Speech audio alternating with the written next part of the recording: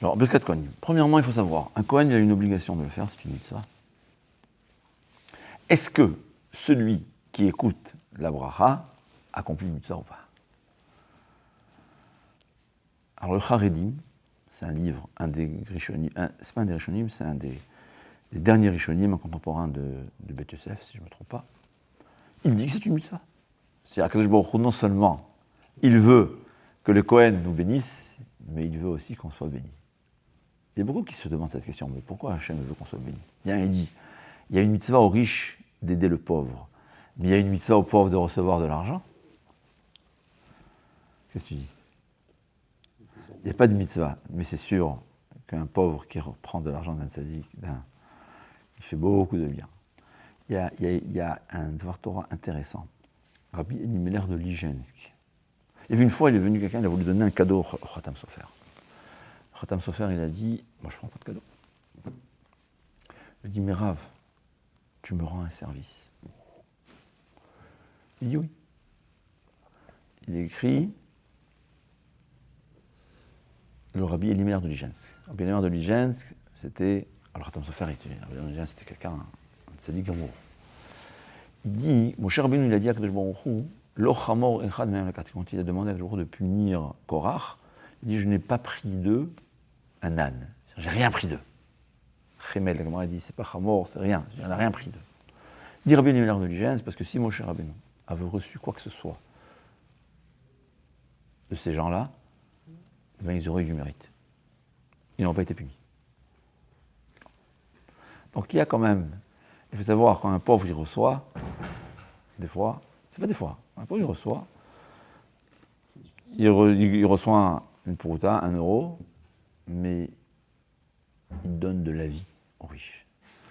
Mais quand même, il n'y a pas une mitzvah de recevoir, je n'ai pas dit qu'il y a une mitzvah, mais savoir qu'un pauvre qui reçoit, surtout un frère qui étudie la Torah, il reçoit de l'argent, il rend le plus grand service possible à celui qui donne.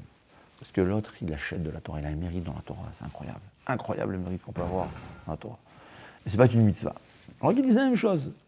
Il n'y a pas une mitzvah d'être béni. Moi, je ne comprends pas cet avis. C'est des Gdolim qui ont dit. En tout cas, le Charedim, lui, dit que c'est une mitzvah. Le Mishabura le ramène, et c'est évident qu'Akadosh Baruch Hu veut qu'on soit béni. Akadosh Baruch Hu, il a fait une mitzvah qu'on soit béni. Pourquoi? Ton fils, tu as entendu qu'il était à côté de Baba Salé, ou à côté d'un grand tzaddik, tu lui dis, prends la bracha, non? Pourquoi? Tu veux son bien. Akadosh Baruch Hu, il veut notre bien. Pourquoi il a ordonné au Kohanim de faire la bracha? Parce qu'il veut notre bien à nous, par amour envers nous. C'est pas par amour au Kohanim. C'est si Akadosh Baruch Hu veut que nous on soit bénis, c'est sûr qu'il y a une mitzvah d'être béni. Donc il faut savoir que selon certains poskim, alors c'est pas seulement une mitzvah, c'est 3 mitzvahs, parce que chaque bracha c'est une mitzvah. Quand on écoute Birkat Kohanim, on accomplit 3 mitzvahs. Donc ce qui est vrai, la Gemara dit que depuis Churban Habayit, et je parle de mémoire, je n'ai pas revérifié, alors j'espère que je ne me trompe pas, mais c'est de mémoire. Depuis la destruction du Beth Amikdash, chaque jour, la malédiction se multiplie. Qu'est-ce qui nous protège des malédictions? Birkat Kohanim. Alors Birkat Kohanim en Eretz, ça suffit, parce qu'il faut savoir qu'en général, en Eretz Israël, on fait chaque jour. Ouais. En Chutz La'aretz, les Ashkenazim seulement Yom Tov, les Sfaradim, ils font Shabbat. Bien que j'ai vu qu'aujourd'hui, il y a aussi en France des gens qui ont pris le minhag d'Israël de faire le Birkat Kohanim chaque jour. C'est une grande discussion. Est-ce qu'on peut changer de minhag? Parce qu'on ne comprend pas pourquoi. Bon, les Ashkenazim n'ont pas changé de minhag, les Sfaradim, certains changent. Je ne sais pas, j'ai pas vu ici, bon, il n'y a pas de Kohen, dans les synagogues à Paris. On fait le Birkat Kohanim chaque jour? Je ne sais pas, les Séfarades. En tout cas, aux États-Unis, hein, c'est ça, le Shabbat. Ça, je me rappelle. Quand j'étais jeune, c'était ça, ouais. Quand j'étais jeune. Ici, bon, on n'a pas la possibilité.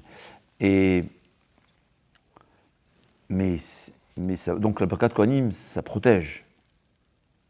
C'est important. D'ailleurs, comme c'est une mitzvah importante, beaucoup de Gdolim, c'est connu. Rav Steinman, Rav Steinberg, les grands Gdolim. Quand ils étaient aux États-Unis, ils allaient toujours, alors où ils prient la tefila chez les séfarades, ou après la prière chez les ashkénazes, dans leur yeshiva, parce qu'ils étaient invités, ils allaient écouter Birkat Kohanim chez les séfarades. Chaque jour, ne pas rater cette mitzvah. C'est une mitzvah. Et j'ai oublié ce que je voulais dire. Je m'excuse.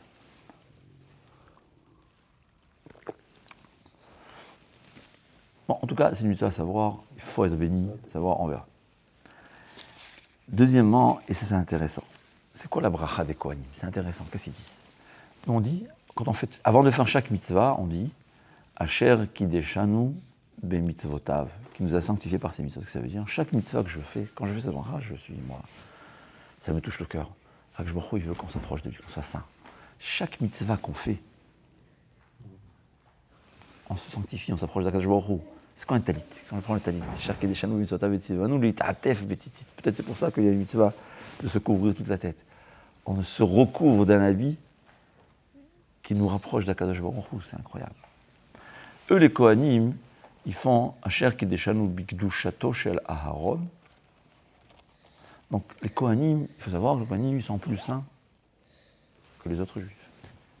Ils ont une Gdusha spéciale que Aaron HaKohen a, et il a hérité à ses enfants. Nous, on a hérité d'Avraham Avinu notre Kedusha, notre sainteté, mais les Kohanim, ils ont une sainteté supérieure au Béné Israël. On peut être jaloux, et on a le droit d'être jaloux, mais on ne peut rien faire. Comme la Gemara a dit, comme le Mishnah a dit, si tu es jaloux, eh bien, tu peux être Keter Torah. Soit un Talmid Racham, c'est encore plus que Kohen. Hein? Ça, il faut savoir. On a tous la possibilité d'être mieux qu'un Kohen. Même un goy qui étudie la Torah, il est plus important que Kohen Gadol. Un Kohen Gadol qui n'est pas un érudit. Je ne sais pas s'il est érudit de la Torah, alors il a plus. Mais il est mieux qu'un Kohen Gadol. Alors, tout celui qui est jaloux des Kohanim, il peut savoir. Il peut être aussi saint, plus saint que les Kohanim, en étant un Talmid Racham. Il dit 4-5 heures par jour, il sera comme les Kohanim, si ce n'est pas plus. Mais ils ont une sainteté spéciale. D'où vient cette sainteté? Alors je ne sais pas, je ne me rappelle pas si j'ai vu ou j'ai entendu, mais ce qui avait la spécialité de Aaron HaKohen, c'était les midot, un cœur propre, un amour total du peuple juif. Au point où, lui qui était Gdolador, le dirigeant du peuple juif, quand il a attendu que son frère, qui était plus jeune que lui, est devenu Gdolador, verra Acha, Vesamach Bedibo. Dieu témoigne qu'il te verra, il sera joyeux dans son cœur. Ce n'est pas qu'il va comprendre qu'il faut être joyeux, et il va être joyeux, il va ressentir une joie. Et c'est ce que la Torah nous enseigne. C'est pour ça qu'il avait sur son cœur, il avait le Choshen Mishpat, les 12 pierres qui représentent chacune les 12 Shvatim, les 12 tribus. Qu'est-ce que ça veut dire? Cette mitzvah-là est donnée de son cœur, de l'abondance, de la prospérité et du bien à tous les béné Israël. Pourquoi? Parce que Aaron HaKohen, il avait un cœur pur, un amour total. On appelle ça les midot totales, midot tovot, 100%.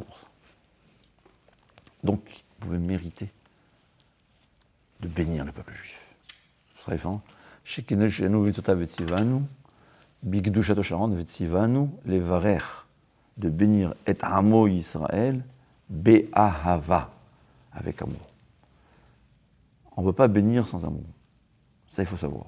Rabbi Tzadok Abba Shaul, une fois, quelqu'un lui a dit, Rav, d'où vient votre pouvoir dans des brachot? Vos brachot s'accomplissent, comment ça se fait?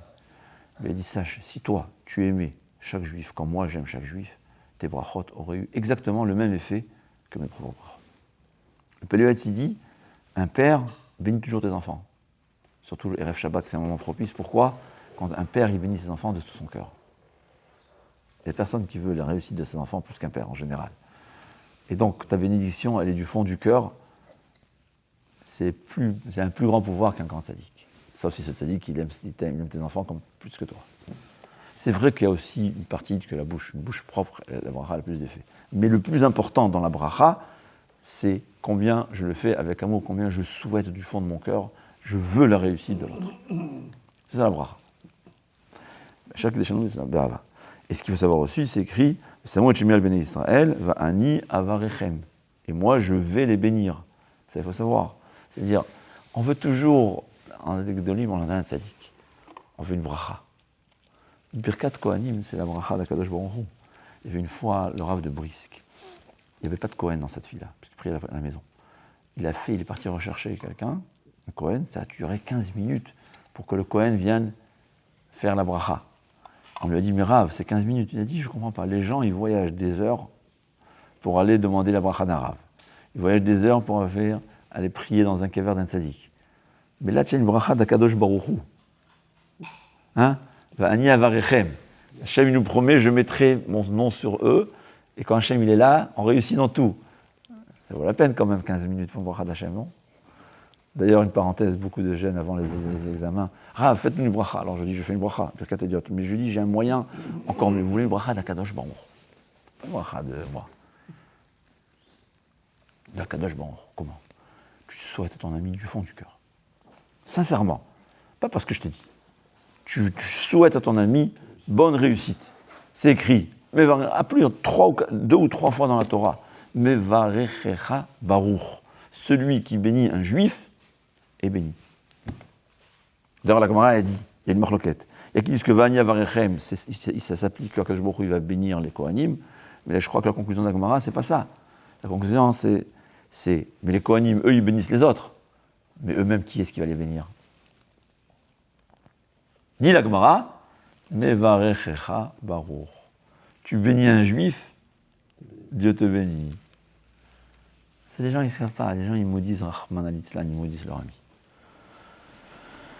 À part que c'est une avéra grave. Mais il ne comprend pas que. Mais Kalelcha or. Alors je ne sais pas, j'espère que non. Ouais, parce que c'est écrit celui qui te maudit sera maudit. Alors c'est écrit surtout dans les autres nations. Ouais. Je ne sais pas, parce que. Je ne sais pas. Ouais. J'espère que non.